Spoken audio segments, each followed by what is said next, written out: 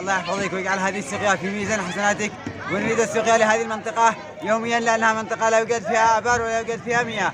وكثر الله خيركم سيقيكم من حوض النبي صلى الله عليه وسلم.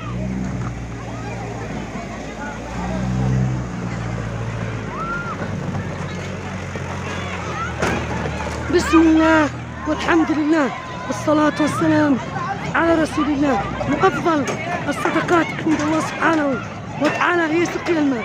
في يومنا هذا الأحد 26 رجب 1446 يتم إيصال هذه السقيا رقم 2. هذه القرية قرية العماقي. هذه السقيا من أم علي، نسأل من الله بمنه وجوده وكرمه يجعل هذه السقيا في ميزان حسناتك يا أم علي. كتب الله أجرك، شكر الله سعيك، رفع الله قدرك، بارك الله